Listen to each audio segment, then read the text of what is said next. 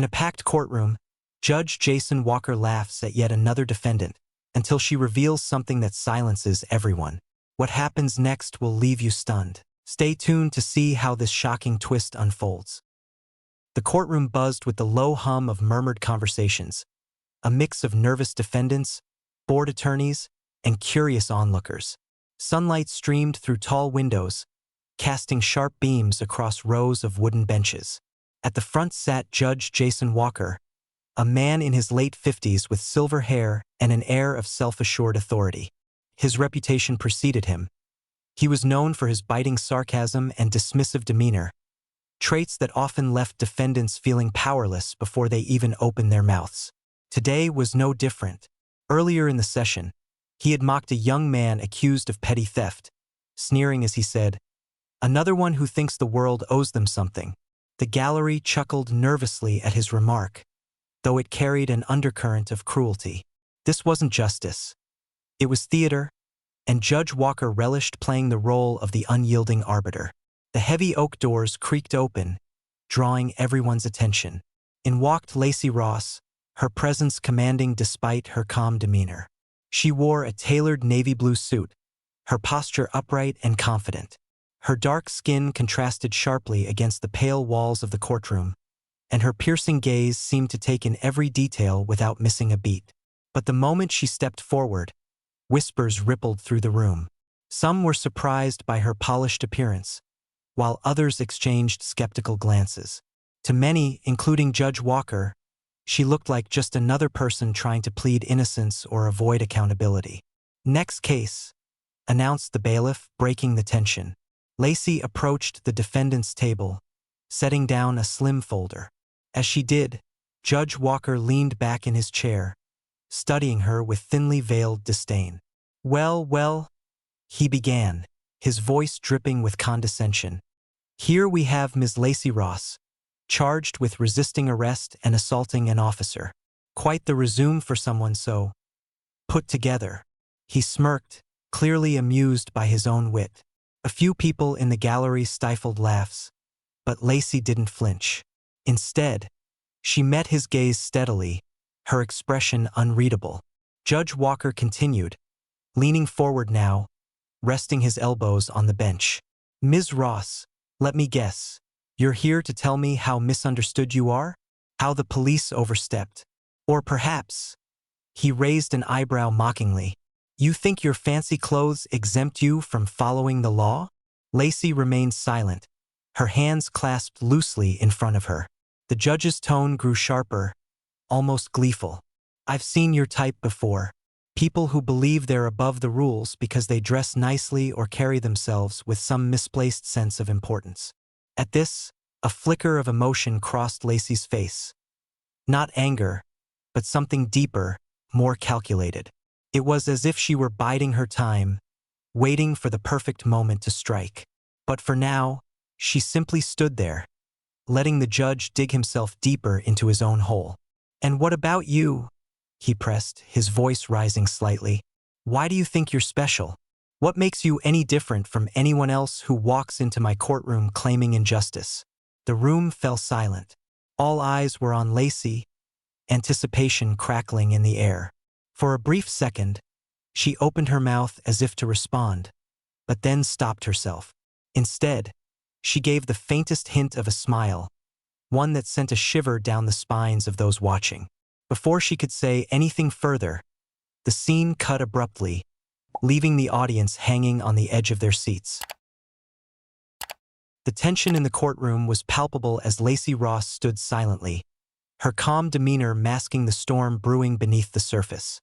Judge Jason Walker leaned back in his chair, his smug expression unwavering, clearly convinced he had already won this psychological battle. The gallery watched with bated breath, unsure of what would come next. Lacey's silence only seemed to embolden the judge further. "Well?" Judge Walker pressed, his voice laced with mockery. "Are you going to answer me, Ms. Ross? Or are you just another one of those people who thinks standing there looking indignant is enough to sway a court of law?" Lacey finally moved, but not in the way anyone expected. Slowly, deliberately, she reached into the inner pocket of her suit jacket, Every eye in the room followed her hand as it emerged holding a small, gleaming badge. She held it up, turning it slightly so that the light caught the engraved emblem of the United States Secret Service. The room froze. Even the rustle of papers and faint coughs ceased entirely. For a moment, no one spoke. Then Lacey broke the silence, her voice steady and commanding, each word landing like a hammer strike. "Your Honor," she began, her tone devoid of anger but heavy with authority. "I am Special Agent Lacey Ross of the United States Secret Service. I'm here today not as a defendant, but as someone who has been subjected to misconduct by officers under your jurisdiction." The judge's face paled. His earlier arrogance faltered, replaced by confusion and disbelief. He stared at the badge, then at Lacey, as if trying to reconcile the image of the composed woman before him with the notion that she was far more than she appeared. The murmurs in the gallery grew louder, a mix of shock and awe rippling through the crowd. Lacey continued without missing a beat. "Last week, I was unlawfully detained during an investigation I was conducting on behalf of the Department of Justice. The officers involved violated protocol, used excessive force, and fabricated charges against me, all while assuming I was simply another civilian." Her gaze locked onto Judge Walker's, unflinching. "And now, Your Honor, you've added insult to injury by treating my presence in this courtroom as some kind of joke." The judge stammered, struggling to regain control of the situation. "Agent, Ms. Ross, I wasn't aware." "That's precisely the problem, isn't it?" Lacey interrupted, her voice cutting through his feeble attempt at damage control. "You didn't bother to verify who I am or why I'm here. Instead, you chose to mock me, to belittle me, based on assumptions about my appearance and background." She paused, letting her words sink in. "This case isn't just about me. It's about the systemic issues that allow individuals in positions of power to act with impunity, and the harm it causes when they do." By now, the prosecutor seated nearby had begun rifling through documents, visibly alarmed. He whispered something to his assistant, who nodded frantically. Meanwhile, Judge Walker shifted uncomfortably in his seat, sweat forming on his brow. He looked uncertain, vulnerable even. Lacey turned slightly, addressing the gallery as much as the bench. "I have filed a formal complaint with the Department of Justice regarding these violations. Rest assured, this matter will not end here. And I trust that this court will take the appropriate steps to rectify the situation immediately." The judge cleared his throat, attempting to project authority despite his obvious unease. "Of course, Agent Ross. We'll look into this thoroughly." His voice wavered, betraying his lack of confidence. But Lacey wasn't finished. "Good," she said, her tone firm, "because justice demands accountability for everyone affected by prejudice and abuse of power." With that, she lowered the badge and slipped it back into her pocket, her movements deliberate and unhurried. The courtroom remained eerily quiet, the weight of her revelation hanging over everyone like a storm cloud. Judge Walker sat motionless, his earlier bravado completely shattered. As Lacey returned to her seat, the prosecutor hastily scribbled notes, whispering urgently to his team. Whatever happened next, it was clear that the tide had shifted dramatically, and Lacey Ross was firmly in control. The courtroom remained eerily silent after Lacey's revelation, the weight of her words pressing down on everyone present. Judge Walker sat frozen in his chair, his face pale and beads of sweat forming on his forehead. The prosecutor had abandoned all pretense of neutrality, whispering furiously with his team while occasionally glancing nervously at Lacey. The gallery was a mix of stunned silence and hushed murmurs, as if no one dared to breathe too loudly. Lacey stood tall, her posture unwavering, her expression calm but resolute. She turned back toward the judge, her voice cutting through the tension like a blade. "Your Honor," she began, her tone measured but firm, "this case is not about me. It's about something much bigger than any one person in this room.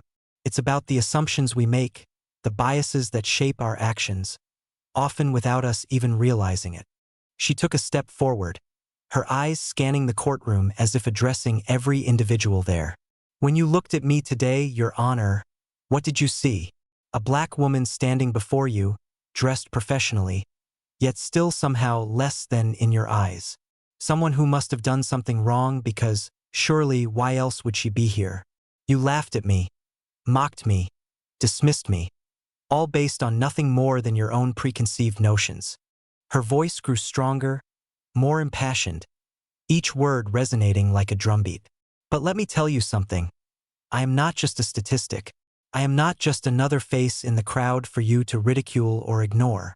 I am an agent of the United States Secret Service, sworn to protect and uphold justice.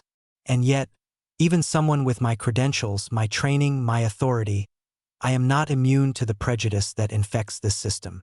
Judge Walker shifted uncomfortably in his seat, his earlier arrogance replaced by visible discomfort. He opened his mouth as if to interject, but Lacey didn't give him the chance. Her gaze locked onto his, unrelenting. This isn't just about me being treated unfairly. This is about a system that allows people like you to wield power recklessly, to act on bias without consequence. It's about the countless others who don't have a badge to flash, who don't have the privilege of revealing their credentials to silence a room. What happens to them when they stand where I stand now? The prosecutor, sensing the gravity of the situation, stood abruptly.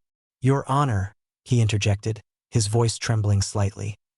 In light of the circumstances, I believe it would be prudent to reconsider the charges against Ms. Ross. Perhaps we should withdraw them entirely. Lacey finished for him, her tone leaving no room for argument. She turned back to the judge, her expression hardening. Because if you don't, Your Honor, this won't end here. The Department of Justice is already involved, and trust me when I say they take these matters very seriously. Judge Walker's jaw tightened, his pride clearly warring with the reality of the situation. For a moment, it seemed as though he might resist, clinging to whatever scraps of authority he had left. But then, with a deep sigh that sounded almost like defeat, he nodded stiffly. Very well, he muttered, his voice barely audible. The charges against Ms. Ross are hereby dismissed. A murmur rippled through the gallery, a mixture of relief and disbelief. Lacey didn't react outwardly. Instead, she gave a slight nod, acknowledging the decision without celebration. As the bailiff called for order, she turned to leave, but not before delivering one final blow. Justice, she said, her voice ringing out clearly, should never depend on who you are or what you look like. It should be blind to color, to status, to everything except the truth. Remember that, Your Honor. With that, she gathered her folder and walked out of the courtroom, her steps steady and deliberate. As the doors swung shut behind her, the room erupted into chaos. Reporters scrambled to document the scene, while spectators exchanged shocked glances. Judge Walker sat motionless, his face a mask of shame and frustration. The prosecutor whispered urgently into his phone, likely reporting back to higher-ups about the disaster that had just unfolded. Lacey stepped out of the courthouse, the heavy wooden doors closing behind her with a resounding thud. The midday sun bathed the steps in golden light, but she didn't pause to bask in her victory. Instead, she adjusted her suit jacket and descended the stairs with purpose, her expression unreadable. Before she reached the bottom step, however, she stopped abruptly and turned back toward the courthouse entrance. Her gaze lingered on the building for a moment, as if she could see straight through its walls to where Judge Walker sat stewing in his chambers. Think before you laugh, she said softly, almost to herself, before turning away and walking briskly toward her car. It was a simple statement, but one loaded with meaning, both a warning and a reminder that actions have consequences. Inside the courthouse, Judge Jason Walker was already grappling with those consequences. Alone in his chambers, he slumped into his leather chair, his head resting heavily in his hands. The smug confidence that had defined him earlier was gone, replaced by a mix of anger, humiliation, and fear. His phone buzzed incessantly on the desk beside him, each vibration pulling him further into a spiral of dread. He hesitated before picking it up, knowing exactly who was calling and why. It was the Chief Justice's office. Judge Walker, came the stern voice on the other end of the line. "We've received reports about an incident in your courtroom today. Care to explain?" Walker stammered, trying to downplay the situation. "It's being handled, sir. A misunderstanding, really. Nothing more than a misunderstanding," the voice interrupted sharply. "Agent Lacey Ross of the U.S. Secret Service filed a formal complaint with the Department of Justice this morning. Videos of your conduct are already circulating online. Do you understand the severity of this situation?" Walker swallowed hard, his throat dry. "Yes, sir. I'll address it immediately." "You'd better," the Chief Justice snapped. "Internal Affairs will be launching an investigation into your behavior. Until then, consider yourself suspended pending review." The line went dead, leaving Walker staring at the phone in stunned silence. Suspended, investigated, humiliated. The words echoed in his mind like a death knell. For years, he had operated under the assumption that his position made him untouchable, and no one would dare challenge him. But Lacey Ross had proven him wrong, and now the world was watching. Meanwhile, outside the courthouse, reporters swarmed like bees around a hive.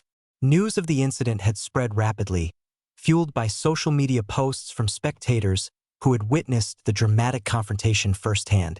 Clips of Lacey flashing her badge and delivering her scathing speech were going viral, accompanied by headlines like "Judge Mocks Secret Service Agent, Faces Instant Karma," and "Courthouse Showdown Exposes Systemic Bias." By evening, cable news networks had picked up the story, dissecting every detail. Pundits debated whether Judge Walker's behavior was indicative of deeper systemic issues within the justice system. Calls for accountability grew louder, with advocacy groups demanding reforms to prevent similar incidents in the future. Back in his chambers, Walker tried to focus on damage control. He drafted emails to superiors, attempting to justify his actions while simultaneously distancing himself from any wrongdoing. But deep down, he knew it wouldn't be enough. The internet never forgot, and neither would the public. Every notification on his phone felt like another nail in his coffin. A tweet mocking him, a news article dissecting his failures, a video clip replaying his most embarrassing moments. As night fell, Walker found himself standing by the window of his chambers, staring out at the city skyline. The lights twinkled mockingly, a stark contrast to the darkness settling over his career. He thought about Lacey's parting words, "Think before you laugh." At the time, they had seemed like mere theatrics, a final jab before she walked away. Now they haunted him, forcing him to confront the reality of what he had done, and what he might lose because of it. Lacey Ross sat in a quiet corner of a bustling cafe, her laptop open but untouched. She wasn't there to work. She was waiting. Across the table, a reporter from a major news network adjusted his microphone and prepared his notes. The interview had been scheduled for days, but Lacey had agreed only on one condition. She would control the narrative. "Agent Ross," the reporter began, his tone respectful but probing, "your confrontation with Judge Walker has sparked a national conversation about bias and accountability within the justice system. What do you hope people take away from this incident?" Lacey leaned forward slightly, her expression calm but resolute. "I hope it reminds everyone that justice should be blind, not just to race or status, but to assumptions and prejudice as well. This isn't about me. It's about ensuring that no one else has to endure what I did simply because someone in power decided they could act without consequence." Her words were measured, deliberate, avoiding any hint of personal vindication. She knew the media would try to paint her as either a hero or a victim, but Lacey refused to play into those narratives. Instead, she focused on the bigger picture, the systemic issues that allowed such incidents to happen in the first place. The reporter pressed further. "And what about Judge Walker? Do you think he deserves forgiveness for his actions?" Lacey paused, considering the question carefully before responding. "Forgiveness is not mine to give. That's between him and those he wronged. But accountability is essential. Without it, nothing changes." With that, the interview ended. Lacey rose from her seat, declining additional questions, and walked out of the cafe. Cameras followed her briefly, but she paid them no mind. She had said all she needed to say. Meanwhile, Judge Jason Walker faced a reckoning of his own. Suspended indefinitely and under investigation by Internal Affairs, he spent his days holed up in his home, watching as his reputation unraveled in real time. News outlets dissected every aspect of his career, uncovering past cases where defendants claimed they had been treated unfairly. Advocacy groups called for his removal from the bench entirely, while others argued that his behavior reflected broader problems within the judicial system. One evening, Walker sat alone in his dimly lit study, staring at an old photograph on his desk.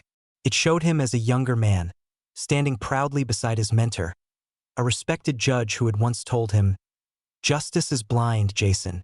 Never forget that." The irony of those words now stung like salt in a wound. He realized, perhaps too late, that justice wasn't truly blind if it allowed prejudice to fester unchecked. Days turned into weeks, and the investigation dragged on. In the end, Judge Walker was formally censured and stripped of his position. While some felt the punishment was insufficient, others saw it as a step toward greater accountability. For Walker, the loss of his title and legacy was a bitter pill to swallow. Yet even in his shame, there was little evidence of genuine remorse, only regret over being caught. As for Lacey, life returned to a semblance of normalcy. She resumed her duties with the Secret Service, refusing to let the incident define her. When colleagues asked about the case, she brushed it off with a simple statement, "It's done. Let's focus on the work ahead." But the impact of her actions rippled far beyond her personal life.